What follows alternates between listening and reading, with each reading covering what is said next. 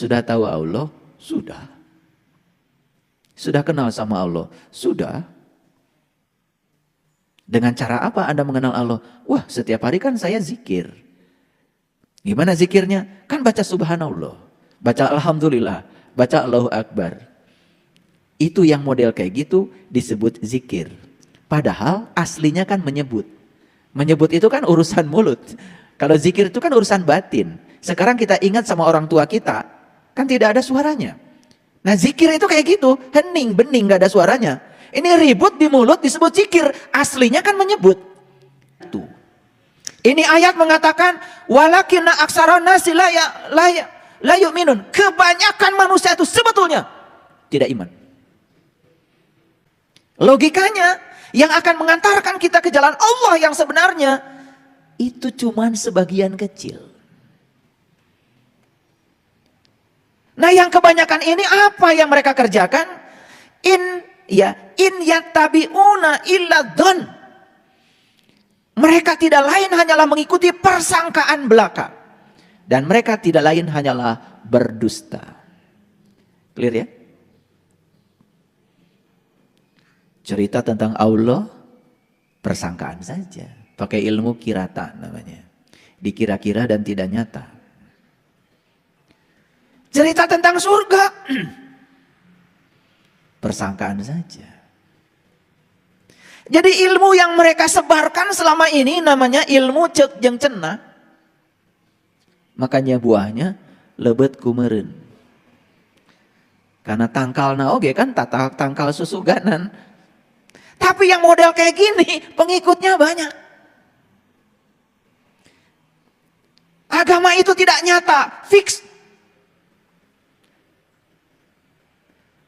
Dan yang mengajarkan agama yang tidak nyata, justru pengikutnya banyak, aksar. Kalau saya bilang, umatnya Nabi Musa dulu tidak mau disuruh beriman kepada Allahnya Musa. Sebelum mereka melihat Allahnya Musa dengan jelas. Itu diabadikan loh di Quran. Dan ingatlah ketika kamu berkata, wahai Musa, aku tak akan beriman kepada Allahmu Musa sebelum aku melihat Allah dengan jelas. Itu permintaan masuk akal? Karena mereka ingin iman itu sampai pada tingkatan nyata. Pada tingkatan isbatul yakin. Karena iman itu ada 4 tahapan. Ada ilmu yakin, ada ainul yakin, ada hakul yakin. Yang terakhir adalah isbatul yakin. Iman yang isbatul yakin itu percaya kepada Allah. Karena dia sudah mengalami Allah. Sudah merasakan kehadiran Allah. Bukan katanya. Paham sampai di sini? Ini pelan-pelan ya ngajinya. Cerita Allah, persangkaan. Cerita surga, persangkaan. Cerita neraka, persangkaan. Cerita akhirat, persangkaan. Cerita malaikat, persangkaan. Semuanya adalah persangkaan. Kebohongan yang diulang terus-menerus, lama-kelamaan juga dianggap kebenaran. Itu hukum alam. Jangan-jangan yang disebut kebenaran oleh kita sebetulnya kebohongan yang diulang-ulang. Saking rajinnya mengulang-ulang kebohongan, lama-kelamaan dianggap kebenaran. Clear sampai di sini? Oke, sekarang saya kasih dasar berikutnya lagi. Pelan-pelan ya ngajinya. Jadi kebanyakan manusia mengikuti sesuatu hanya dengan persepsi, zon. Oke, kita lihat sekarang. Saya tunjukkan fakta yang kedua. Saya akan tunjukkan dulu ayat-ayatnya, ini dasarnya.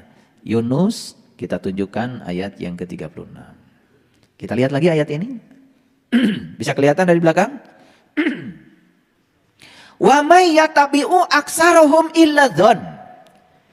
Dan kebanyakan mereka tidak mengikuti sesuatu kecuali dengan zon. Muncul lagi. Dengan persangkaan. Susuganan, cek jeung cenah, beja. Kan kebanyakan begitu, beja dibejakeun deui. Lucu ya, kadang-kadang ceramah agama, ya, yang ceramahnya itu belum mengalami yang dia ceramahkan. Dia cuman menyampaikan beja dibejakeun deui, cenah dicenahkeun deui. Tapi lucu lagi, kok banyak yang percaya. Wa may yattabi'u aksarohum illa dzanna, dan kebanyakan mereka ini aksaro muncul lagi di sini. Aksaro, kebanyakan, berarti lebih dari 90%. Mereka mengikuti sesuatu hanya dengan persangkaan saja.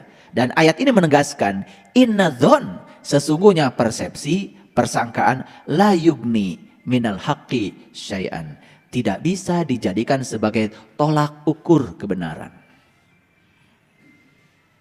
Innallaha alimun bima yaf'alun, sesungguhnya Allah maha mengetahui apa yang mereka kerjakan.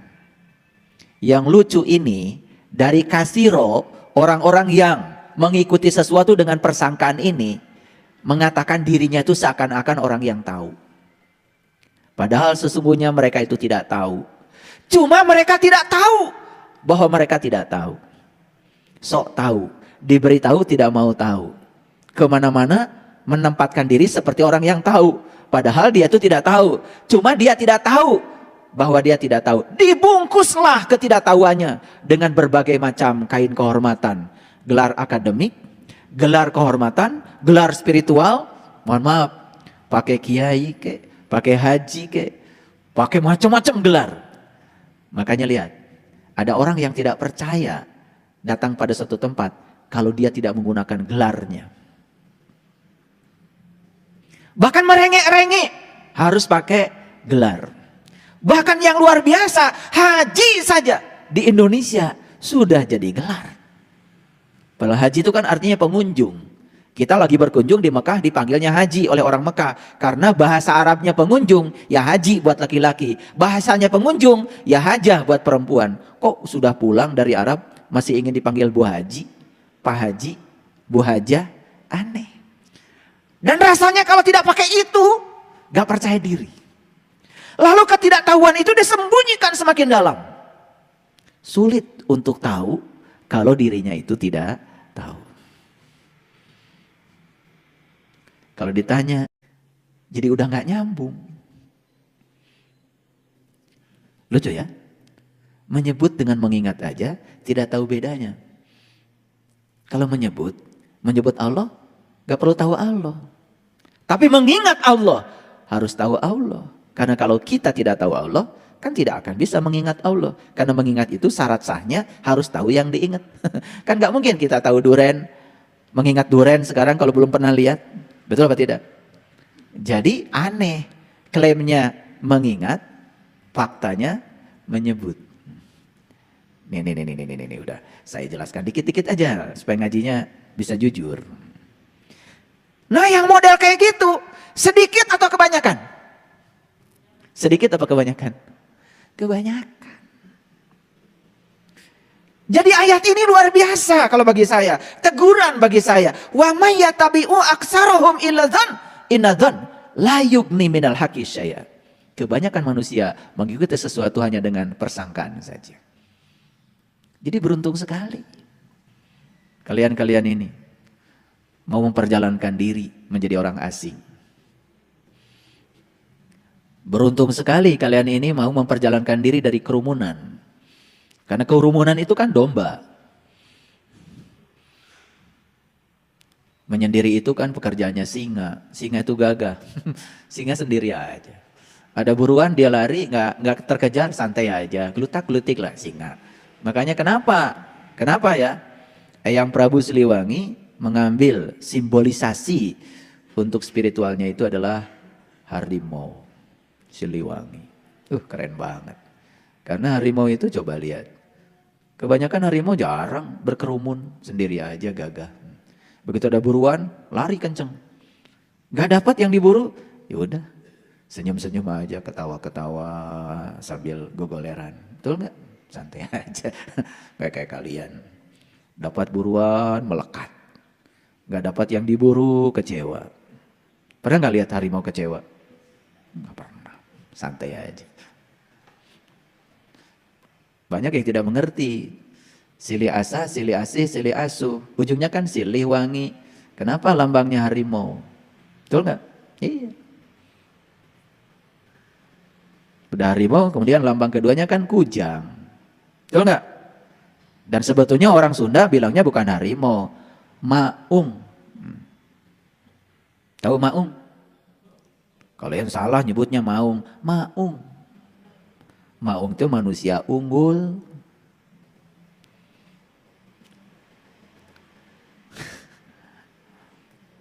Nah, supaya jadi manusia unggul harus kujang. Tahu kujang? Kukuh karena janji. Kalau kukuh karena janji, ya maung. Jadi manusia unggul. Siapa manusia unggul? Nulung kanu butuh, nalang kanu susah, ngahudangkan kanu sare. Nyaangan kanu poeken, nepak kanu poho, nganter kanu keeng. Itulah manusia unggul. Itulah rukun imannya orang Sunda.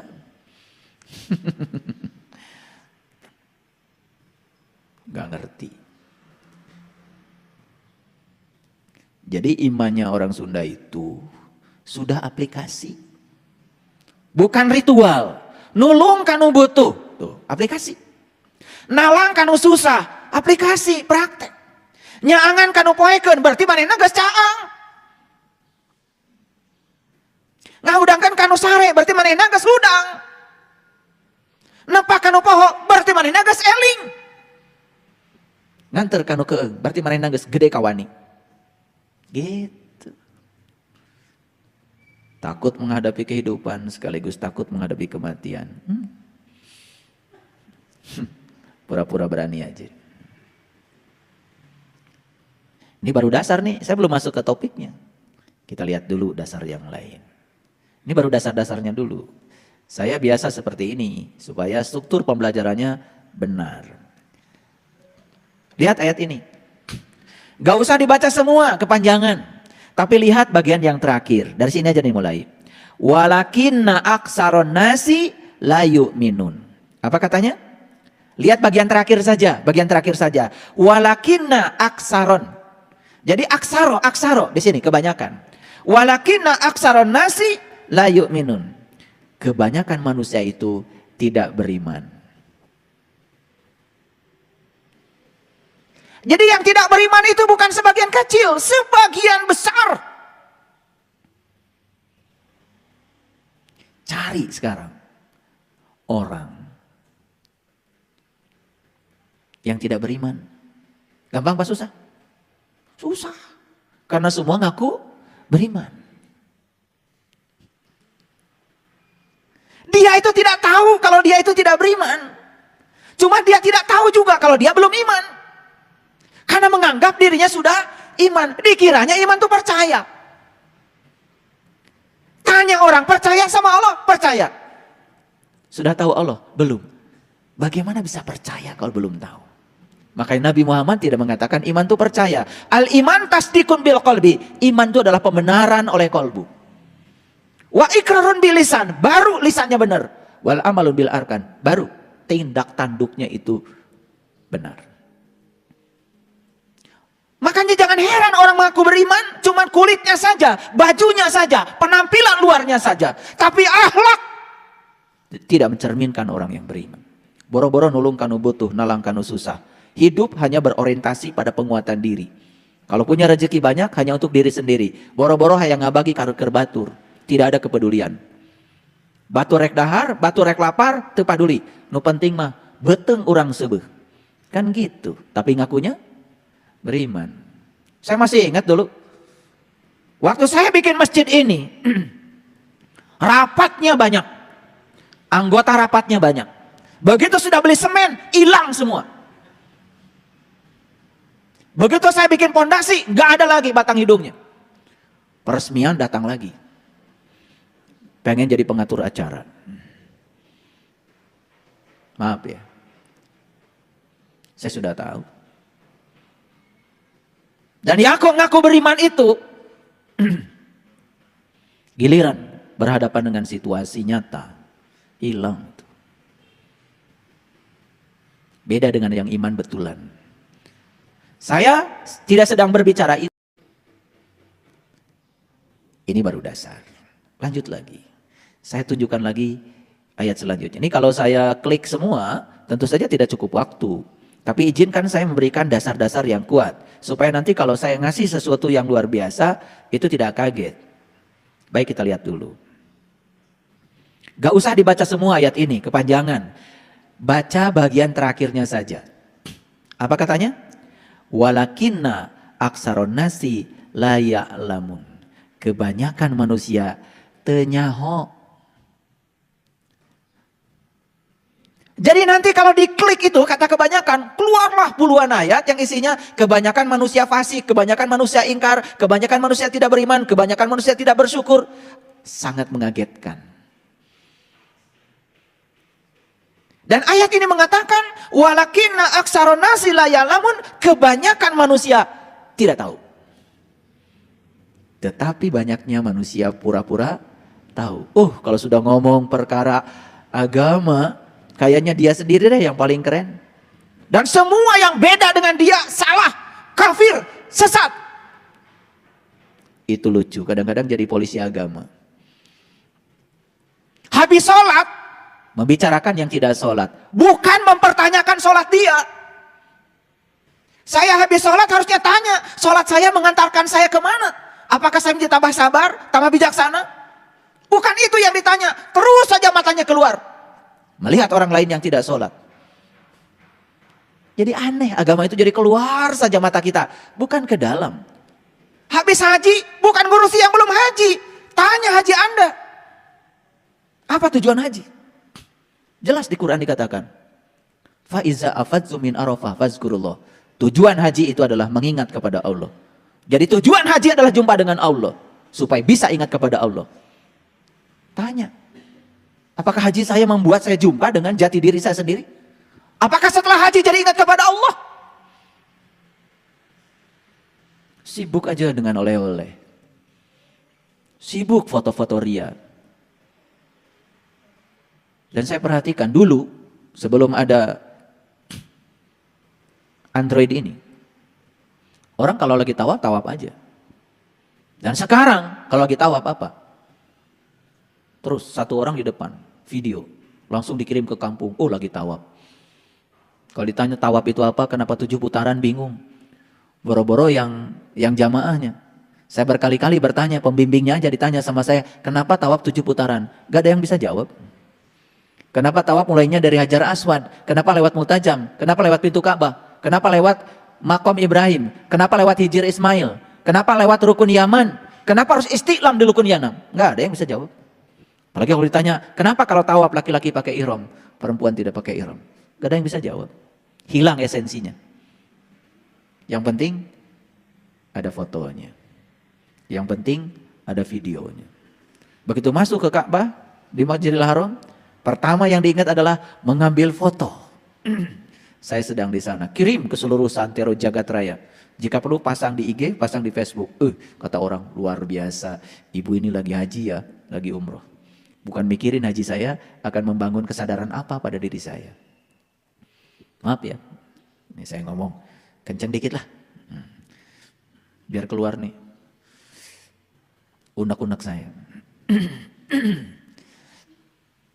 Satu ayat lagi.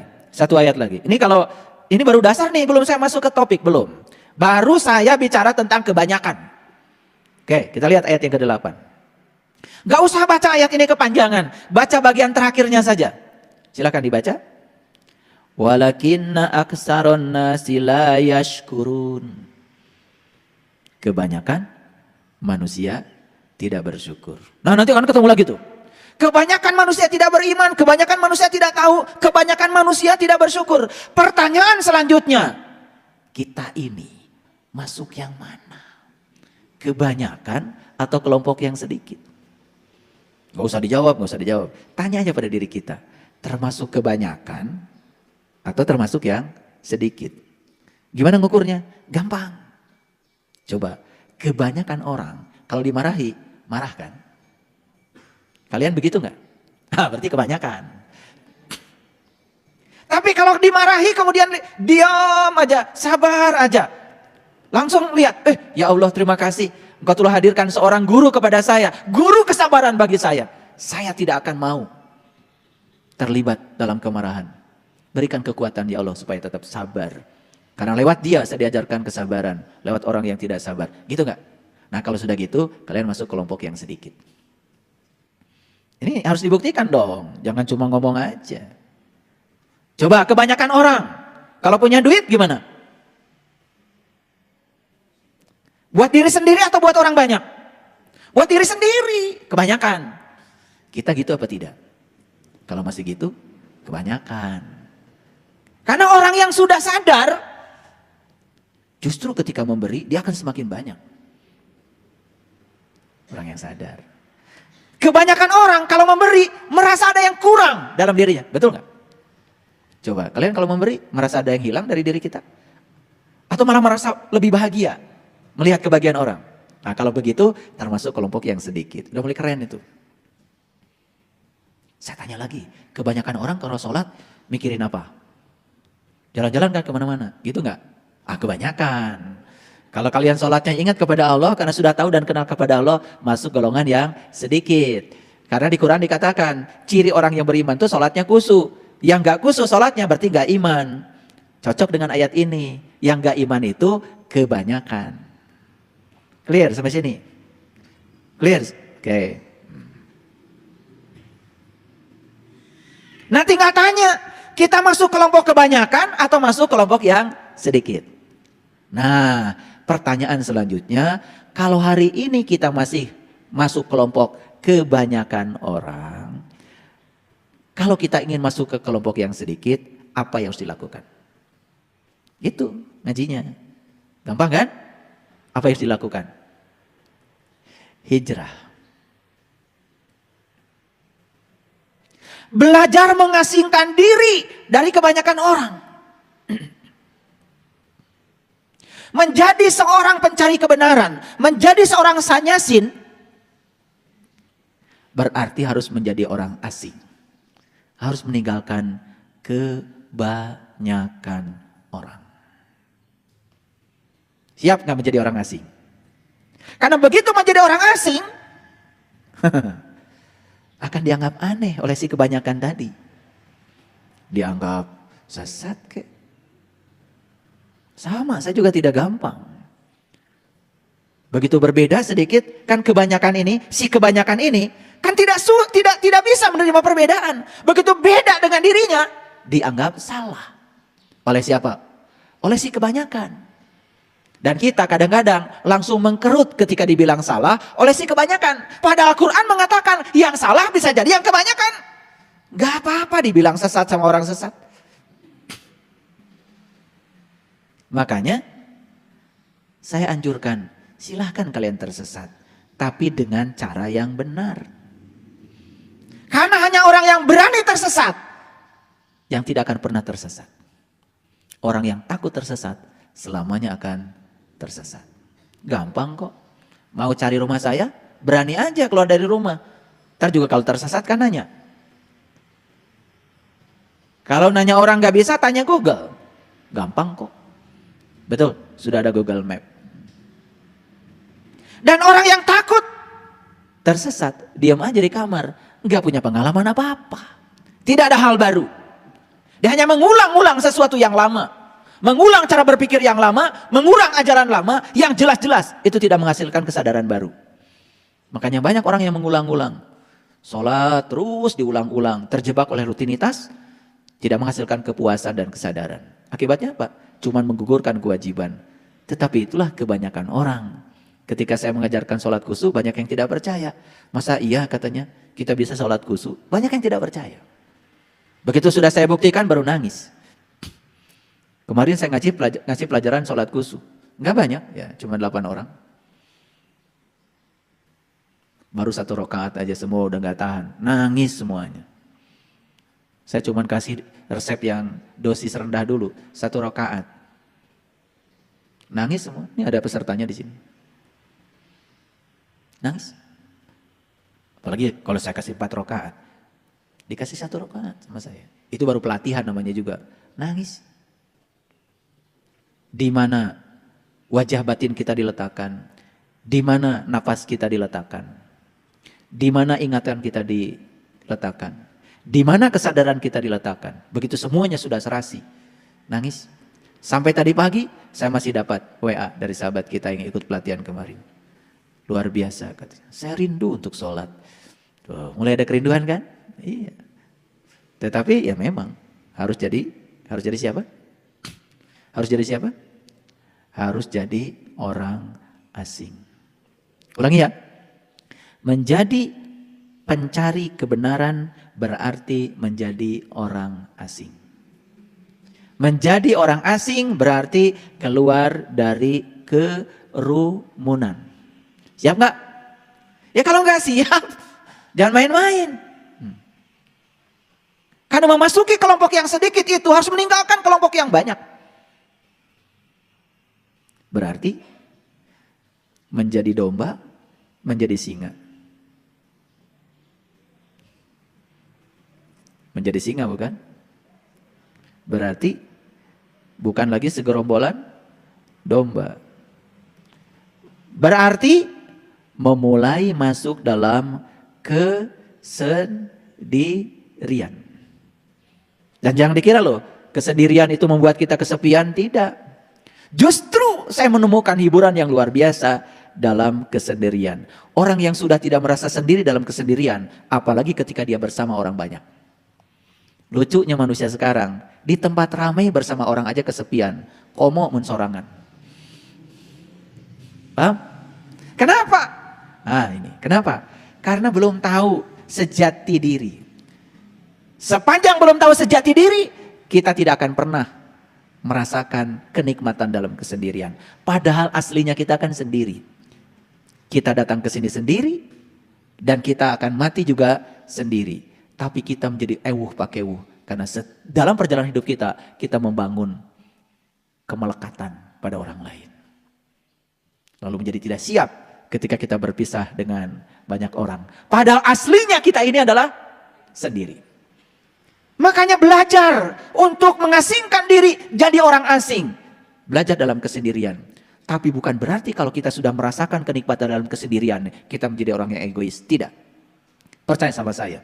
Begitu kita sudah menemukan kenikmatan dalam kesendirian, maka kita akan menjadi penuh welas asih, penuh cinta. Bahkan itu yang dilakukan oleh para nabi, para rasul. Menyendiri dulu untuk membagikan cinta kasih pada orang banyak. Nabi Muhammad pun sendiri dulu 15 tahun di Gua Hiro.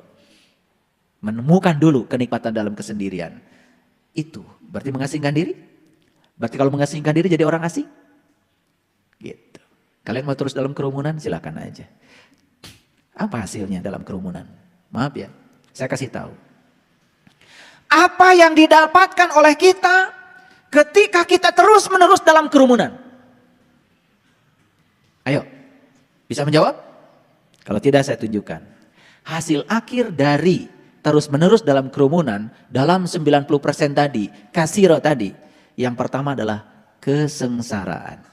Betul? Perlu saya buktikan? Ayo. Kita membangun kemelekatan dengan orang dalam kerumunan. Sederhana aja, kemelekatan dengan anak, kemelekatan dengan pasangan, kemelekatan dengan uang.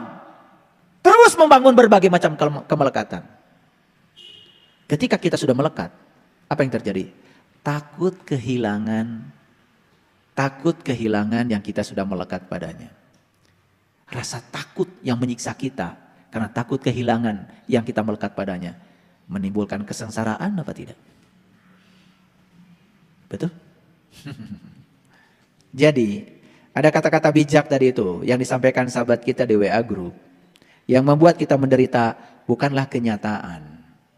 Tapi yang membuat kita menderita adalah penolakan kita terhadap kenyataan yang ada. Kenyataan itu tidak bisa membuat kita menderita. Tapi sikap kita terhadap kenyataan itu yang membuat kita menderita. Sakit itu alamiah. Rasa sakit yang kita rasakan juga alamiah. Tapi penderitaan karena rasa sakit itu pilihan. Maaf ya. Saya juga pernah sakit. Sampai saya harus kehilangan satu ginjal saya. Dan sekarang hidup saya dengan satu ginjal. Ratusan pembuluh darah di sini disobek untuk mengambil bagian ginjal kanan saya yang sudah tidak berfungsi. Kenapa saya mengalami itu? Ya, itulah resiko yang harus saya ambil. Karena saya saat itu masih hidup dalam ketidaksadaran. Akibatnya harus kehilangan satu ginjal. untuk mencapai sebuah kesadaran baru. Kata dokter, setelah diambil ginjal, Bapak harus istirahat 3 bulan. Batin saya mengatakan, ini tidak disampaikan ke dokter saya untuk menghormati beliau. Itu kekhawatiran. 3 hari saya dari rumah sakit, semuanya udah saya cabut selang-selang itu. Dan saya pulang ke rumah. Dokter mengatakan, perlu ada asisten di rumah untuk ganti perban, karena dari sini memanjang ke sini operasinya. Tidak, saya bilang, saya bisa sendiri. Dan 2 minggu setelah itu, saya sudah mulai aktivitas saya. Saya pergi ke Samarinda. Belum ada tol dari Balikpapan ke Samarinda. Dari Balikpapan ke Samarinda itu 6 jam perjalanan. Dan saya tidak merasakan sakit sampai sekarang.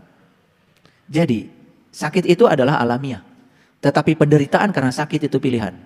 Kita mau menderita karena sakit atau tidak, itu pilihan kita. Dan saya tidak mau itu. Saya setting pikiran saya. Bahkan sampai sekarang, kalau saya habis meditasi, saya suka usap bagian belakang ginjal saya. Dan saya mengatakan, terima kasih kedua ginjalku. Dan saya selalu mengatakan, terima kasih kedua ginjal. Saya tidak merasa ginjal saya satu. Saya usap dua-duanya, terima kasih kedua ginjalku. Terima kasih kedua ginjal.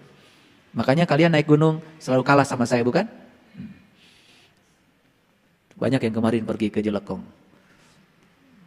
Ayah, kenapa kok jalannya cepat sekali? Saya sudah sampai, ngos-ngosan di belakang. Padahal ginjalnya 2. Tergantung setting kita.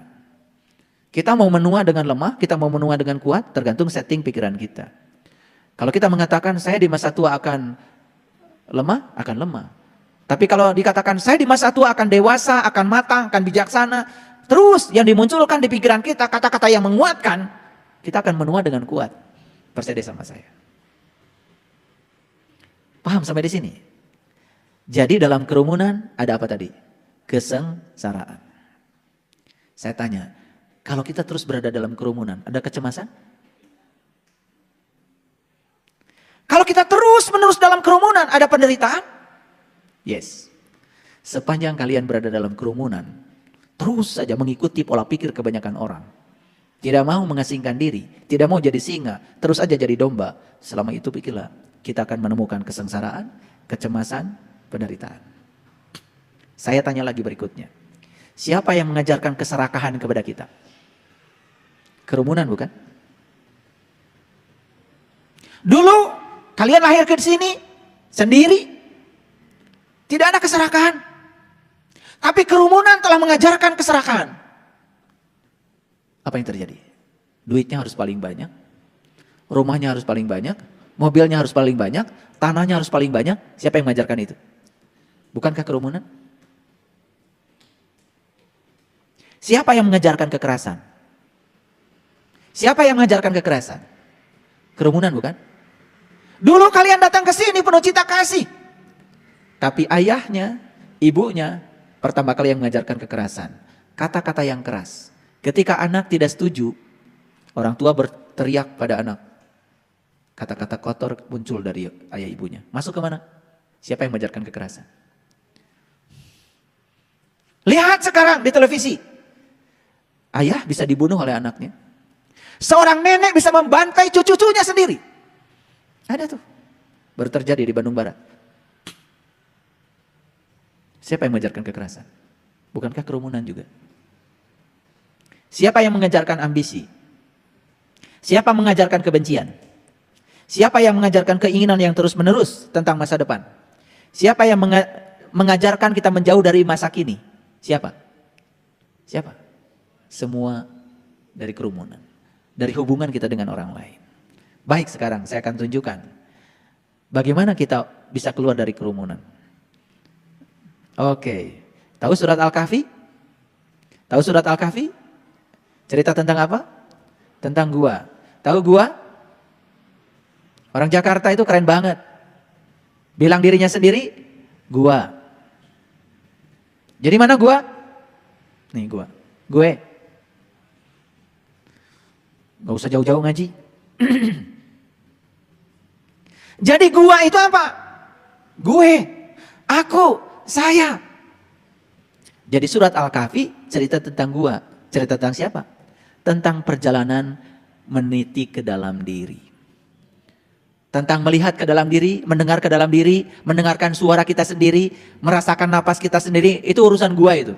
Kalau dibongkar surat Al-Kahfi dari ayat 1 sampai ayat 110, isinya sebetulnya adalah perintah untuk meninggalkan kerumunan. Perlu saya buktikan? Mari kita buktikan. Kita lihat dulu ayat yang ke-10. Sudah siap? Oke, kita baca sama-sama. Ingatlah tatkala para pemuda itu. Pemuda, bukan pemudi. Awas, awas, perhatikan, ini bahasa simbolik. Jadi kalau di Quran ada kata-kata laki-laki, itu pasti urusan rohani. Kalau di Quran ada kata-kata perempuan, wanita, itu pasti urusan jasmani. Makanya aku ciptakan manusia berpasangan, itu bukan suami istri. Azwaja, pasangan, itu adalah ruhani dan jasmani. Jadi semua kita tuh sudah sempurna sejak dari lahir. Kalau nikah, bersuami, beristri, itu pilihan. Boleh nikah, boleh enggak masalah. Rabi'ah Al-Adawiyah, seorang wanita suci di zamannya, memilih untuk tidak menikah. Karena tidak ada laki-laki yang bisa menjawab pertanyaan dia. Termasuk seorang sufi besar, sekelas Hasan Al-Basri di zamannya. Saat melamar Rabi'ah Al-Adawiyah, dikasih pertanyaan sama Rabi'ah. Apa pertanyaannya? Wahai Hasan Al-Basri, kalau kamu mau jadi suami saya, tolong jawab pertanyaan saya. Kalau kamu bisa menjawab, saya akan terima lamarannya. Rabi'ah Al-Adawiyah tidak terima mas kawinnya itu emas. Tidak terima mas kawinnya uang. Beda sama kalian. Minta mas kawinnya adalah jawaban atas pertanyaannya. Itu mas kawinnya. Luar biasa itu. Belum pernah saya mendengar lagi. Ada wanita di masa kini minta mas kawinnya jawaban atas pertanyaan. Apa pertanyaannya? Pertanyaan Rabi'ah. Wahai Hasan Al-Basri, kalau saya nanti mati, saya masuk surga atau masuk neraka? Diam, Hasan Al-Basri tidak bisa menjawabnya. Kata Rabi'ah, satu pertanyaan itu saja kamu sudah tidak bisa menjawab. Aku tidak menyampaikan pertanyaan yang lain. Ada pertanyaan Rabi'ah yang kedua. Saat nanti sakaratul maut, apakah saya selamat atau celaka? Hasan Al-Basri tidak bisa menjawab. Bagaimana kamu bisa membimbing saya istrimu? Kalau kamu tidak bisa menjawab ini, berarti kamu belum tahu. Belum bisa menjawab pertanyaan tentang dirimu sendiri. Akhirnya tidak jadi. Rabi'ah memutuskan tidak menikah.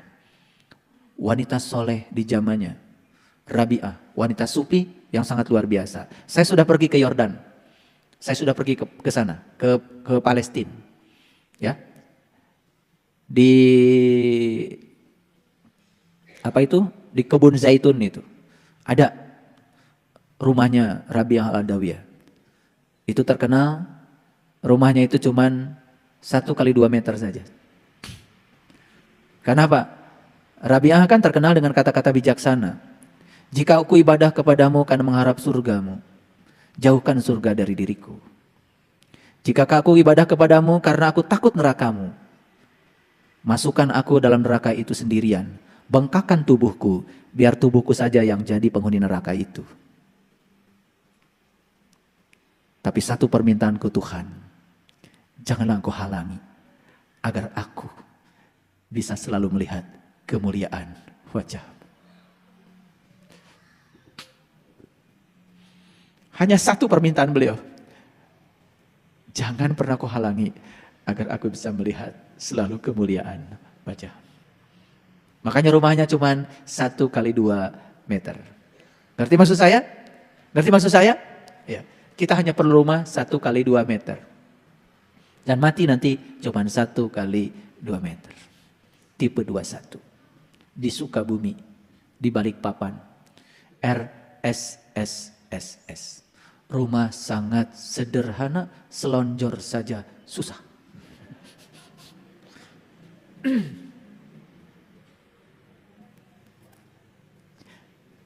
Apakah beliau tidak mendapatkan tantangan di zamannya? Tentu saja dapat tantangan menjadi orang asing. Mengambil sebuah pilihan yang berat. Tetapi kalau tinggal dalam kerumunan terus-menerus, akan punya pola pikir kerumunan. Oke, lihat saya semuanya. Jadi kenapa pemuda? Pemuda itu lambang dari rohani. Yang harus diperjalankan oleh Bapak Ibu bukan jasmani. Rohanimu itu, jiwamu itu, perjalankan. Laki-lakimu itu perjalankan. Makanya menjadi sangat masuk akal. Ketika kita haji, haji kan perjalanan spiritual. Makanya saat haji, yang pakai ihram cuman laki-laki. Karena yang bisa disucikan cuman jiwa. Tubuh tidak bisa disucikan. Air kencing aja masih tersisa di dalam. Berak aja masih tersisa di dalam. Kalian aja so suci. Awas. Habis wudhu, luar biasa. Merasa paling suci aja. Betul? Makanya di Quran kan ada kata-kata begini. Dengarkan saya bicara. Biar semuanya mengerti. Inna awala baitin wudi'a linnas. Rumah pertama yang aku bangun wudi'a. Untuk perpisahannya manusia. Wudu. Tapi di Quran kebanyakan diterjemahkan rumah yang pertama dibangun oleh Allah untuk berkumpulnya manusia. Gak ada di situ berkumpul. Inna awwala baitin wudi'a linnas. Rumah yang pertama aku bangun untuk wudunya manusia, berpisahnya manusia. Lallati bibakata mubarakah, bakah al mubarakah, tempat tersembunyi yang aku berkahi. Di mana itu? Itulah yang namanya kolbu. Itu yang namanya Baitullah. Itu yang namanya rumah Allah. Itu rumah pertama yang aku bangun untuk kamu wudu. Wudu itu artinya berpisah. Berpisahlah kamu dengan yang selain Allah. Maka saat itu kamu akan menyatu dengan Allah. Siapa yang berhasil wudu, maka dia akan berhasil sholat. Sholat artinya manunggal, menyatu dengan sang jati diri. Itu baru benar. Bagaimana dengan wudu yang syariat pakai air? Silahkan, itu juga bagus. Syariat juga dijalankan. Kalau tidak dicuci wajahnya juga kotor. Upilnya juga tidak bersih. Betul nggak? Tapi kalau sudah bersuci pakai air, wajah kita sudah dicuci, jangan menganggap kita sudah mencapai kesucian. Sepanjang kita masih punya kemelekatan dengan selain itu, dengan selain Allah, belum suci. Siapa yang masih melekat pada yang selain Allah, tidak akan bisa manunggal, menyatu dengan Allah. Sekarang kita lihat ayat ini pelan-pelan. Ayo baca sama-sama. Ingatlah tatkala para pemuda itu mencari tempat berlindung ke dalam gua. Siapa yang mencari tempat berlindung ke dalam gua? Pemuda. Mana guanya? Gue. Jadi berlindung ke mana? Keluar apa ke dalam? Ke dalam. Bukan cari gua. Pergi ke gua Pakar, pergi ke gua Lalai. Pergi ke gua Pawon. Hati-hati di gua Pawon. Kalong. Begitu masuk ke gua Pawon, wow, bau. Karena apa? Kalongnya banyak di situ, mereka berak. Gak sehat. Tapi ini gua kok sehat? Karena kita disuruh masuk ke dalamnya, betul gak? Ulangi lagi. Tatkala para pemuda itu mencari tempat berlindung ke dalam gua. Berarti kalau berlindung ke dalam gua, guanya aman gak? Aman gak? Kalau kalian berlindung ke sini, aman gak? Aman. Karena yang membuat kita celaka itu karena kita keluar terus. Begitu mencari tempat berlindung ke dalam diri, pertama kita tidak akan ada konflik dengan diri kita sendiri. Begitu sudah tidak ada konflik dengan diri sendiri, kemungkinan konflik dengan orang di luar diri kita sangat kecil. Orang yang sudah menemukan welas asih di dalam, pasti asihan keluar. Orang yang sudah menemukan kesucian di dalam, apapun yang di luar menjadi suci kelihatannya. Ayo, saya mengajak kalian semua meniti ke dalam diri. Ayo, tinggalkan kebanyakan orang, masuk ke dalam gua, tempat berlindung yang disediakan Tuhan. Itulah Baqah al-Mubarakah, tempat tersembunyi yang diberkahi. Di situ tidak ada konflik. Begitu kita masuk ke situ, kita menjadi selesai dengan diri kita sendiri. Kalau sudah selesai dengan diri kita sendiri, gak ada urusan dengan orang lain. Orang lain mau baik kepada kita, orang lain tidak baik kepada kita, biarkan saja. Karena kita sudah menjadi diri kita sendiri. Apa yang terjadi selama ini? Karena kita tinggal dalam kerumunan.